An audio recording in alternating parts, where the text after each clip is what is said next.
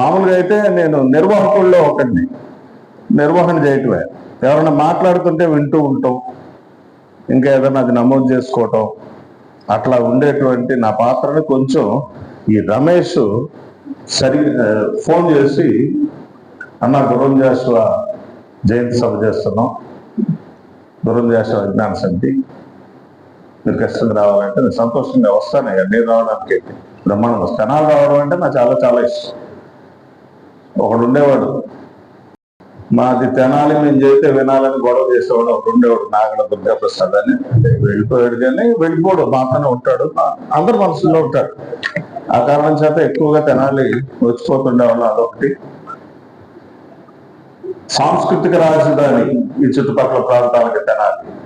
ఆ కారణం చేత తెనాలి వస్తే ఇక్కడ అనేక మంది మహానుభావులు తిరిగారు. బుర్రా సుబ్రహ్మణ్య శాస్త్రి గారు ఒకసారి బాగా పిలిస్తే మంచి హోటల్లో ఆయన పెడితే ఆ సాయంత్రం సభలో ఒక మాట చెప్పినాడు ఆయన. నేను బాపట్లలో కాసేపు చెప్పులు లేకుండా తిరిగాను. కారణం ఏంటంటే మహానుభావులు ఇక్కడ పుట్టి పెరిగారు, చనిపోయారు, చాలా చేర్చారు. వాళ్ళందరూ ఈ రేణువుల మీద, ఇసుక రేణువుల మీద నడుచుంటారు. నా కాళ్ళకి ఆ స్పర్శ తగిలితే నేను కూడా ధన్యుడిని అయినట్టే అని ఆయన బాపట్ల గురించి చెప్పాడు. అది తెనాలి గురించి నిజం. తెనాలి అనేక, ఇప్పుడే నా మిత్రులతో నేను కలిసి వస్తున్నప్పుడు, నా సోదరుడు, నా మిత్రుడు, నా ఆత్మీయులతో కలిసి వచ్చేటప్పుడు చెప్పాను, తెనాలి నుంచి ఎంత పుట్టింది, ఒక జీవధార పుట్టింది తెనాలి నుంచి సాహిత్య సాంస్కృతిక రంగాల్లో. అందువల్ల తెనాలి నుంచి మాట్లాడడం చాలా సంతోషం. ఇకపోతే నేను మాట్లాడుతున్నది విశ్వనరుడు గురించి. విశ్వనరుడు అని తనకు తాను ప్రకటన చేసుకున్న గుర్రం జాషువా గురించి. గుర్రం జాషువా గారికి చాలా బిరుదులు వచ్చాయి. పద్మభూషణ్ రావచ్చు, కవికోకులు రావచ్చు, నవయుగ చక్రవర్తి, చాలా ఉన్నాయి. కానీ ఆయనే చెప్పాడు, నేను విశ్వనరుణ్ణి. ప్రకటన, అది ధిక్కార ప్రకటన. అందుకని జాషువా గారిని విశ్వనరుడిగా గుర్తించుకుని మాట్లాడుకున్నాం. ఒకటి. రెండు, చరిత్ర అలవోకగా చెప్తారండి ఇవాళ ఇక్కడున్న తరమే కాదు. ఎందుకంటే అనేక పరిశోధనలు గుర్రం జాషువా మీద జరిగాయి. గుర్రం జాషువా సాహిత్యం మీద పరిశోధనలు చేసి డాక్టరేట్లు సంపాదించిన పిల్లలు ఎంతో మంది వాళ్ళ ప్రొఫెసర్లుగా, అసిస్టెంట్లుగా, అసోసియేట్ ప్రొఫెసర్లుగా ఉన్నారు. అంత సాహిత్యాన్ని, ఇప్పుడే మన ఆయన చెప్పాడు కదా, 1600 పేజీల సాహిత్యాన్ని అతి సన్నటి చక్కటి పేపర్ మీద మనసు ఫౌండేషన్ గుర్రం జాషువా సమితి వేస్తే 1600 పేజీల రచనలవి. ఆయన అన్ని ప్రక్రియలు రాశాడు. ఒక చరిత్రను సృష్టించి, అందుకే నవయుగాన్ని సృష్టించాడు. విశ్వనరుణ్ణి అన్నాడు. మన శరత్ గారు బహుశా ఇందాక ప్రస్తావించారు, వీరయ్య గారు, లింగమాంబ గారు 1890లో వాళ్ళ పెళ్లి, 95లో పుట్టాడు. 129 సంవత్సరాల తర్వాత గుర్రం జాషువా గురించి ఇక్కడ మురళి అనేవాడు ఒకడు మాట్లాడుతున్నాడు, మనందరం వింటున్నాం కాసేపు. 129 సంవత్సరాలు అయింది. ఇది గుర్తుపెట్టుకోవాలి ఒక విషయం. ఎందుకంటే అదొక పెద్ద ప్రవాహం. ఆ ప్రవాహంలో ఇప్పుడు కాసింది నీళ్లు తీసుకొని మనం తాగుతున్నాం. ఒక నవ్యమైన, అప్పటికి వినూత్నమైన, విప్లవాత్మకమైన వివాహం వాళ్ళిద్దరిది, వీరయ్య గారిది, లింగమాంబ గారిది. మానవతకు సంబంధించింది, కులానికి సంబంధించింది కాదు. వాళ్ళిద్దరు మనుషులు ప్రేమించుకున్నారు, అభిమానించుకున్నారు, ఆప్తంగా ఉన్నారు. చుట్టూ ఉన్న సమాజం వాళ్ళని వెలివేస్తుందని, వాళ్ళని ఇబ్బంది పెడుతుందని వాళ్ళకి తెలియదంటారా? తెలుసు. అయినా మేము కలిసి ఉండాలి, మేము మనుషులుగా కలిసి ఉండాలి. మనుషులకే మనుషులు పుడతారు. ఈ మాట ఈ మధ్య విన్నాను. మనుషులకే మనుషులు పుడతారు. అలా ఒక విశ్వనరత్వాన్ని పుట్టించుకున్నాడు వీరయ్య, లింగమాంబ. అందుకే ఆయన ప్రకటించాడు, నేను విశ్వనరుణ్ణి. చదువుకున్నాడు. భలే రావుగాయి పోకిరి. ఆయన ఒక చమత్కారం చెప్పాడు. నేను చదువుకునేటప్పుడే, నేను చరిత్ర ఎక్కువ చెప్పదలుచుకోలేదండి, కాకపోతే ఆయన పచ్చరించదని అన్నాడు కదా, ఏమేమి సృష్టించారో సృజన చేసిన వాడి పేరు చరిత్రలో అలా నిలబడిపోతుంది. అందుకే 129 సంవత్సరాల తర్వాత జాషువా గురించి మాట్లాడుతున్నాం. ఏమని చెప్పాడంటే, మాకు ముట్టుకోదగిన వాళ్ళకి మధ్య తేడాగా ఒక బల్లడ్డం పెట్టేవాళ్ళు. పంతులు మా దాకా వచ్చేవాడు కాదు, కొట్టడానికి కూడా వచ్చేవాడు కాదు. కొట్టాలంటే నన్ను ముట్టుకోవాలిగా, నన్ను ముట్టుకోవడం ఇష్టం లేదు కాబట్టి నా దాకా వచ్చేవాడు కాదు అని చమత్కరించాడు.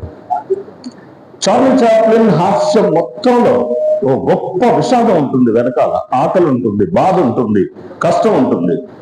జాషువా కవిత్వంలో ఆ మానవీయ స్పర్శ ఉంటుంది, ఆ హృదయ స్పందన ఉంటుంది, బాధ ఉంటుంది.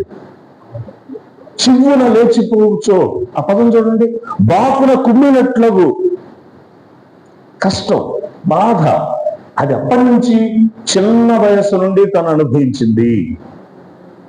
అందుకే ధిక్కారం కూడా ఊరికే కేకలు పెట్టి అరుపులు చేసి కత్తులు తీసుకుని కర్రలు తీసుకొని చేయలా. జ్ఞానం సంపాదించి జ్ఞానం అనే ఆయుధంతో తిరగబడ్డాడు, మనిషిగా తిరగబడ్డాడు. దీనికి ప్రమాణం ఏంటంటే ఒక 200 వస్తువుల మీద కవిత్వం ఆయన చెప్పాడు, ఆయన పద్యాలు చెప్పాడు. ఇందులో మనుషులు ఉన్నారు, సంఘటనలు ఉన్నాయి, శ్మశానం ఉంది, శిశువు ఉన్నాడు, ఇందాక గుంటూరు సీన్ ఉంది, తెలుగు తల్లి ఉంది, స్వరాజ్య ఉద్యమం ఉంది, అంబేద్కర్ ఉన్నాడు. 200 వస్తువుల మీద కవిత్వం చెప్పిన వాడు జాషువా. ఓ గొప్ప జీవనం ఇది. ఆయన జీవించున్న కాలంలో సాధించింది సంప్రదాయ సిద్ధమైన కవిత్వాన్ని, చందోబద్ధమైన కవిత్వాన్ని నేర్చుకుని, అది కూడా ఎక్కడ నేర్చుకున్నాడు? చిన్న దీపం పెట్టుకుని పాడుబడిన మసీదులో చదువుకున్నాడు.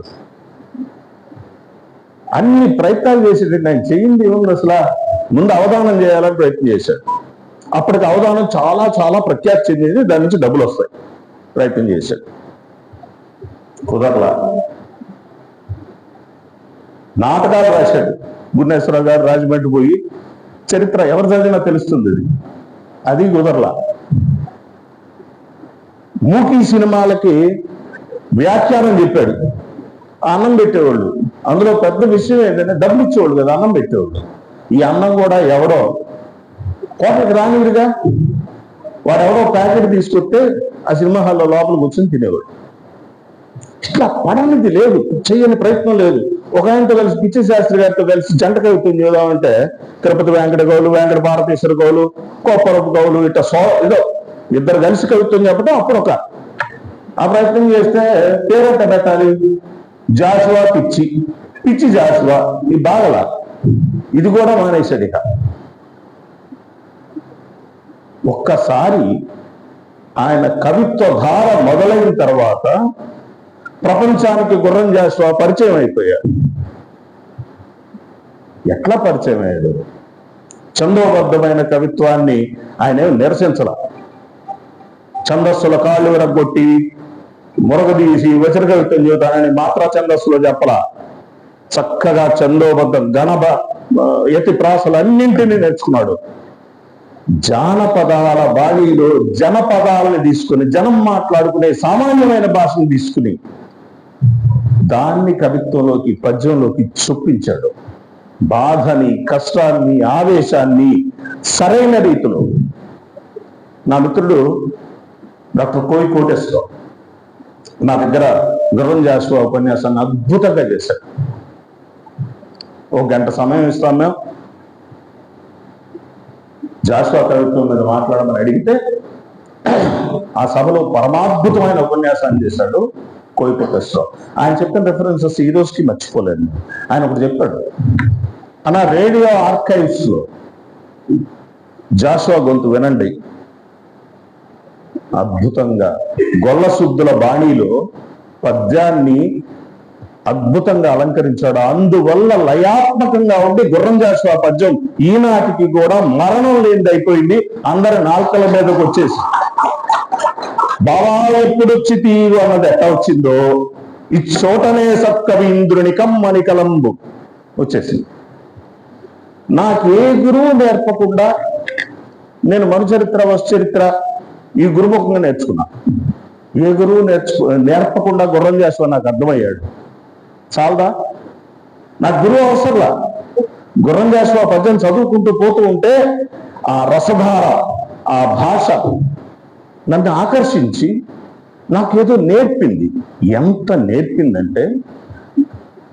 బాధ నుంచి తిరగబట్టాన్ని నేర్పింది. నేను విశ్వనరుణ్ణి ప్రకటించడానికి ఆయనకు వచ్చిన ధైర్యం, ఆయన జ్ఞానం, ఆయన వాక్కు, మరొకటి ఏం కాదు. అలా పద్యం నేర్చి ఎన్ని వేల పద్యాలండి. ఇందాక మళ్ళీ అదే రిఫరెన్స్, ఒక 1600 పేజీల పుస్తకాన్ని వేస్తే చాలాసార్లు నేను అడుగుతా ఉంటా, వచన కవిత్వంలో మీకు ఫలానాయన కవిత్వం చక్కచక్కగా చెప్తారు. పద్య కవిత్వంలో సంప్రదాయబద్ధమైన కవిత్వాన్ని, ఇప్పటికైతే నేను అనుకుంటున్నా సంప్రదాయబద్ధమైన పద్యాన్ని చదివే తరం ఇప్పుడు లేదు, బహుశా ఇక రాబోయే తరంలో ఉండదు. కానీ ఒక తరం ఊగిపోయిన పద్యాలు గుర్రం జాషువా నుంచి వచ్చాయి. రాజు మరణించే ఒక తారకగడమెక్కి ఎంత కోయిల పాట ఇప్పుడు అసలు అడిగితే ఇక్కడ కూర్చున్న కూడా చాలా మంది చక్కగా పద్యాలు చెప్తారు. అంత అందమైన హృద్యమైన పద్య బాణ్యని సొంతం చేసుకుని అక్షరాలను పొదిగి ఇవాళ సరే మనం చక్కగా సమాజం విడిపడిపోయి, నా కవిత్వం ఇది, నేను ఎందుకు రాస్తా, ఇదిగో నీ శాఖకు చెందిన వాడిని, ఇటువరకు రకరకాల శాఖలు ఉన్నాయని విన్నాం మనం. ఇప్పుడు కూడా కవిత్వంలో శాఖలు ఉన్నాయి, పద్య కవిత్వంలో శాఖలు ఉన్నాయి, సాహిత్యంలో శాఖలు ఉన్నాయి. జాషువా, నేను మరలా చెప్తున్నా, ప్రస్తావన నేను విశ్వనరుడు అని చేసిన. విశ్వనరత్వం జాషువాలో ఖచ్చితంగా కనపడుతుంది అనడానికి శిశువు గురించి ఆయన రాసినవి నాకండి ధారణ లేదు. శరత్ గారు మీలాగా పద్యాలు నేను చకచకా చెప్పలేను, అందుకని రాసుకున్నా. శిశువు గురించి ఆయన చెప్పిన పద్యాలు చదువుకోగానే హృదయం అలా కదులుతుంది. ఎంత చక్కగా కదులుతుంది. ఏమి పని మీద భూమికి ఎగినాడో, పుట్టిన బిడ్డ గురించి మాట్లాడుతున్నాడు. నుడువ నేర్చిన పిమ్మట అడగవలెను. వీడు మాట్లాడటం వచ్చిన తర్వాత అడగాలి, అసలు వీడు పని మీద వచ్చాడు. ఏండ్లు గడిచిన ముందేమో కానీ ఇప్పటికి మాత్రం ఏ పాప మెరుగడితాడు. పసిబిడ్డ చక్కగా కనపడుతుంటుంది. మనం గోసినవులతో ఉన్న పసిబిడ్డ, నిష్కల్మషమైన స్వచ్ఛమైన పసిబిడ్డ కనపడుతుంది. ఇక్కడ మొదలుపెట్టి భస్మ సింహాసనం అనే శ్మశానాన్ని చెప్పిందాక, అంటే పుట్టిన దగ్గర నుంచి చచ్చిపోయేంత వరకు ఉన్న అనేక రకాల జీవితాన్ని రాసిన వాడు జాషువా. ఆ కారణం చేత జాషువా శాశ్వతత్వం ఉంది. అందుకే 129 సంవత్సరాల తర్వాత కూడా జాషువా గురించి మాట్లాడుకుంటున్నాం. ప్రాసంగికత అంటాం. ఒక మహాప్రవాహంలో మనకి తోచినంత, నీకు కనపడినంత. ఎందుకంటే ఆయన ఒక పెద్ద విగ్రహం కదా, ఓ మంచి విగ్రహం, జీవకళ ఉట్టిపడుతున్న ఒక విగ్రహానికి ఉండే ఒక మహాలక్షణం ఏంటంటే, నువ్వు ఎటు నుంచి చూస్తున్నా నీవేపు చూస్తున్నట్టు అనిపిస్తుంది. ఎటు నుంచి చూస్తున్నా కళ్ళు నీదంతా చూస్తున్నట్టు అనిపిస్తే చాలు, అది మహాశిల్పం కింద లెక్క. జాషువాని మీరు ఎలా చదవాలనుకున్నా, ఫిర్దౌసీ చదివితే ఓ కవి యొక్క బాధ, కష్టం, ఇబ్బంది, ఒక్కొక్క రక్తబొట్టు చేర్చి పద్యాన్ని రాశానే, దాన్ని ఎంత మోసం చేయగలరా అని రాజును అడుగుతున్న ఫిర్దౌసీ కనబడతాడు. ముంతాజ్ మహల్ చదివితే ఒక ప్రణయాన్ని కలిగి ఉన్న ఒకానొక ప్రణయంతో భార్య కోసం ఒక జ్ఞాపకాన్ని, ఒక సుందర హర్మ్యాన్ని సృష్టించిన ఒక హృదయం కనపడుతుంది. కాండసీకుడు ఇక గబ్బిలం చదివితే, ఏడవని వాడు ఉన్నాడా అండి? గబ్బిలం మొదటి భాగం చదవగలే. ఇప్పుడే మా వాళ్ళతో అంటున్నా నేను, ఈ పద్యాలన్నీ అందరూ తెలిసే. ప్రతి మళ్ళీ పెళ్లి ఇటు 100,000 వేయింతురు కానీ ఇక మొదలదు. పెళ్లిళ్ళు బొమ్మలకు పెళ్లి చేస్తారు కానీ శుతార్థులు, క్షుత్తులు వాళ్ళ ఆకలి తీర్చే సాహసం ఈ దేశం చేయదు అంటాడు. ఇలా శిశువు దగ్గర నుంచి మరణం దాకా ఒక కవి ఎవరన్నా రాశాడు. పుట్టిన దగ్గర నుంచి మరణం దాకా పరమాద్భుతమైనటువంటి సంఘటనలన్నిటిని ఏడ్చి కూర్చి పరమ భావోద్వేగాలన్నీ నమోదు చేసినటువంటి మహాకవి. నేను చెప్పినట్టు శిల్పం కరుణరసాత్మకమైన దృష్టితో చూస్తున్నప్పుడు, శిశువు చదువుకున్నప్పుడు మనకి శిశువు గురించి ఆయన రాసిన ఆ విధానం తెలుస్తుంది. అగ్ని ప్రచరిస్తున్నప్పుడు, ఆవేశంగా ఉన్నప్పుడు, విచక్షణను ఎదుర్కొంటున్నప్పుడు, మన మిత్రులు ఇందాక చెప్పారు, నా చిన్నతనంలో నేను విచక్షణను ఎదుర్కొన్నానని. అది ఎదుర్కొంటున్నప్పుడు జాషువా మరొక రూపంలో కనపడతాడు. ఆనందంగా ఉల్లాసంగా ఉన్నప్పుడు హృదయం జాషువాను ఒకసారి తగిలి చూస్తే ఆ అనుభవం మీకు ఏర్పడుతుంది. ఆ పద్యం చదివితే మిత్రుడు గోపరాజు రామచంద్రరావు గారికి వారి అబ్బాయికి కుమార్తెనిచ్చాడు. ఆయన కుటుంబం అంతా హేమలత గారిని ఇచ్చాడు. గోరా మీద పద్యాలు రాసుకున్నాడు, అంబేద్కర్ మీద రాసుకున్నాడు, మహాత్మా గాంధీ మీద రాసుకున్నాడు, నెహ్రూ మీద రాసుకున్నాడు. జరుగుతున్న ప్రతి సంఘటన స్వాతంత్రం వచ్చినప్పుడు రాశాడు. స్వాతంత్రం వచ్చింది, రెండో బాబు మీకు అందరికి మంచి జరగబోతుందని చెప్పడానికి రాశాడు. తర్వాత నిరసిస్తూ రాశాడు, నల్లగొరతనం వచ్చిందని రాశాడు. అంటే సమాజంలో జరుగుతున్న ప్రతి సంఘటనని నమోదు చేసి ఒక సెస్మోగ్రాఫ్ లాగా, ఓ భూకంపం ఎక్కడ ఏర్పడుతున్నా కూడా దాన్ని నమోదు చేసినటువంటి మహాకవి గుర్రం జాషువా. అందుకే కవులు నాగరికత పరిరక్షకులు, సంస్కృతి పరిరక్షకులు. ఆ జాబితాలో మొట్టమొదటి ఉండబోయే పేరు గుర్రం జాషువా. అందుకే నేను విశ్వనాథుడి గురించి మాట్లాడుతున్నానన్నా. ఉద్యమం లేదా విప్లవం లేదా మార్పు ఒక్కొక్కరు ఒక్కో రకంగా సృష్టించగలుగుతారు. వేల మంది పుట్టి చనిపోయారు. వేలేమిటి, వేల కోట్ల మంది ఈ భూమి మీదకి అలా వచ్చి అలా వెళ్ళిపోయారు. ఏదో ఒకటి చేర్చుంటారు. కుటుంబాలను సృష్టించారు. పెద్ద పెద్ద సామ్రాజ్యాలు, ఒకటి వ్యాపార సామ్రాజ్యాన్ని, ఒకటి రాజకీయ సామ్రాజ్యాన్ని, ఇంకొకటి ఇంకోదాన్ని, ఇంకోటి ఇంకోదాన్ని. నువ్వు నేను కూడా ఏదో ఒకటి సృష్టిస్తూనే ఉన్నాం భూమి మీద. కానీ ఒక 3-4 వేల సంవత్సరాల చరిత్రను దాచుకుంటూ పోతే కొన్ని పేర్లే మిగులుతాయి. ఆ మిగలబోయే పేర్లలో గుర్రం జాషువా ఉంటారు. కారణం ఏమంటే స్పందించే హృదయం. ముందుగానే చెప్పుకున్నాం, ఒక మానవ దృక్పథంతో పెళ్లి చేసుకున్న తల్లిదండ్రులు, కలిసి ఉన్న తల్లిదండ్రులకు పుట్టినవాడు కదా. వాళ్ళ కులం కట్టుబాటులో ఇంకో విచక్షణ ఇదేం తెలియదు. ప్రేమించడం తెలుసు, అభిమానించడం తెలుసు, బాధపడటం తెలుసు, ఒకరి కోసం ఒకరు బాధపడటం తెలుసు, వాళ్ళని వెలేస్తారని తెలుసు. వాటన్నింటినీ ఎదుర్కోవడానికి సిద్ధపడిన తల్లిదండ్రులకు పుట్టినవాడు. అందుకే సున్నితమైన హృదయంతో బతికాడు. ఆయనకి ఏ విధమైన ఆశలు లేవు. ఏకాదండయ్య గారు ఇతర మిత్రులు, ఆయన మిత్రులు గుంటూరులో ఆయన సన్మానం చేసి ఆయనకి ఇచ్చిన పూదండలు, శాలువలు కాదు, ఒక ఇల్లు, 2 ఎకరాల పొలం. అది మీ కొలకలూరులోనే అనుకుంటా. ఈ 2 ఎకరాల పొలం, పైగా ఆ 2 ఎకరాలు జీవించున్న కాలంలో అమ్ముకోవడానికి వీలు లేకుండా రాసిచ్చారు. కారణం ఏంటంటే ఈయనకి పట్టదు.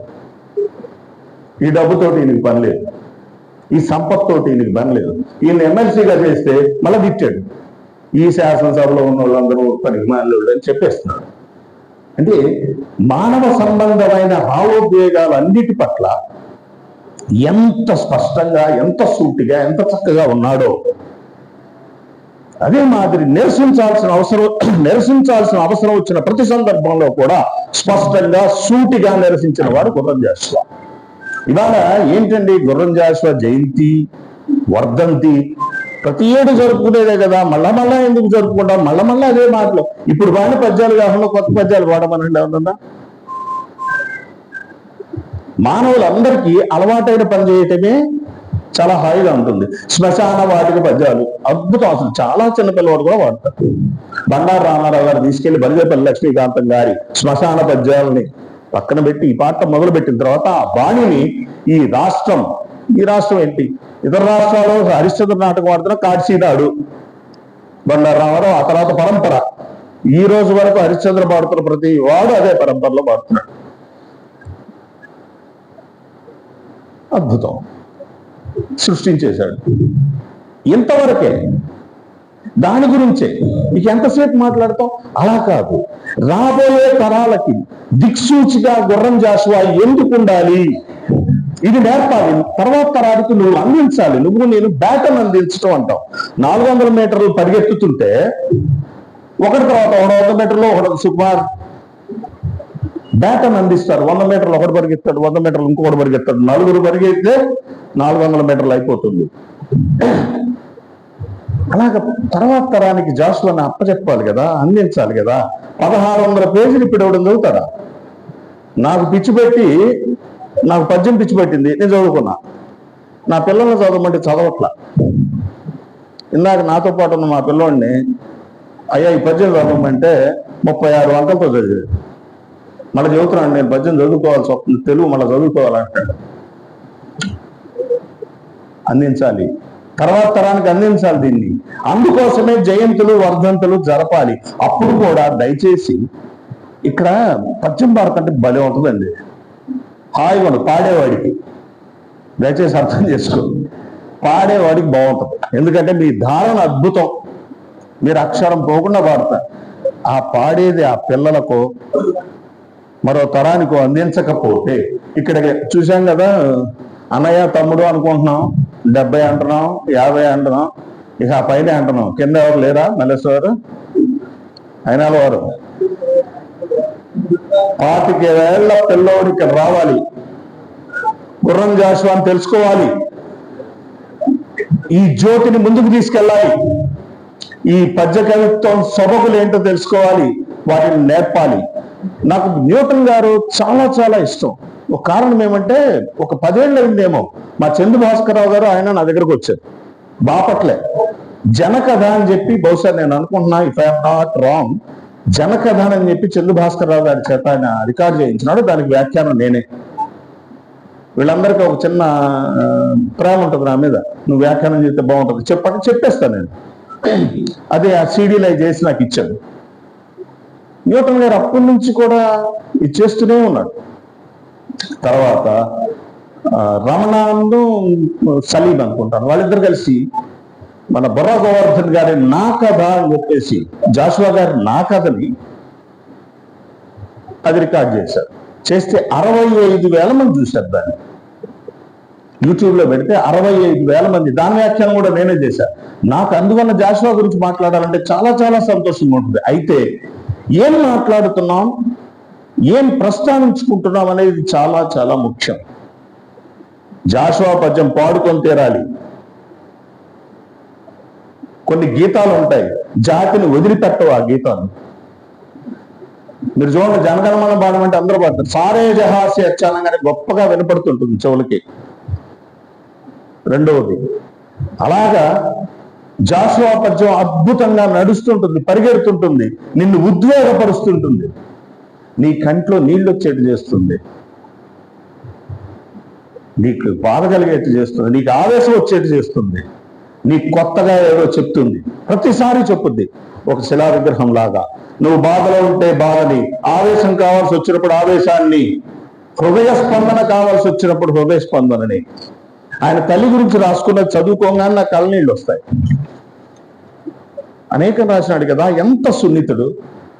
అమ్మా నువ్వు ఉన్నప్పుడు నీకేమి ఇవ్వలేకపోయాను, ఇదిగో నా కృతి అంకితం తీసుకొని, నీవు బ్రతికి ఉండని వాంఛితార్థములు తీర్చు శక్తి లేక దిగులు పడితి. నీవు బ్రతికి ఉన్నప్పుడు నీ వాంఛితార్థములు తీర్చు శక్తి లేక దిగులు పడితి. 1000 నగల కన్నా వెలగలుగు కృతిభూష నంపుచుంటే స్వీకరింపు కదమ్మా. అమ్మా నువ్వు బతికినప్పుడు ఇవ్వలేకపోయానమ్మా, ఇదిగో నా కృతి. ఎందుకంటే అక్షరం నశించదు, మరణం లేని బిడ్డ ఓ గ్రంథం చచ్చిపోదు ఇప్పటికీ. ఇది ఇస్తున్నా తీసుకోమ్మా. ఎంత సున్నితంగా, ఎంత చక్కగా చెప్పినాడు జాషువా. ఇదో బిడ్డకు నేర్పితే, ఇప్పుడున్న ఈ తరంలో ఉన్న బిడ్డకి అమ్మ పట్ల ఇదిగో 129 సంవత్సరాల క్రితం జన్మించిన ఈ మేషావతనం ఇది చెప్పాడు రాయ్యా, మేషం మెలేసి చెప్పాడు నాకు పద్యం వచ్చని అని చెప్తే వాడు అందుకుంటాడు కదా ఈ బేకల్ని. ఇది నేర్పుదాం, ఇది తర్వాత తరానికి అందజేద్దాం. పద్యం రాసేవాడు తగ్గాడు. నియమ నిబంధనలతో ఘన యతి ప్రాసలు పెట్టుకుని ఇది ఒక పెద్ద శాస్త్రం. పద్యం ఒక శాస్త్రం. 20 ఏళ్ళకే నేర్చుకున్నాడు, అంటే 109 సంవత్సరాల క్రితం నేర్చుకున్నాడు జాషువా.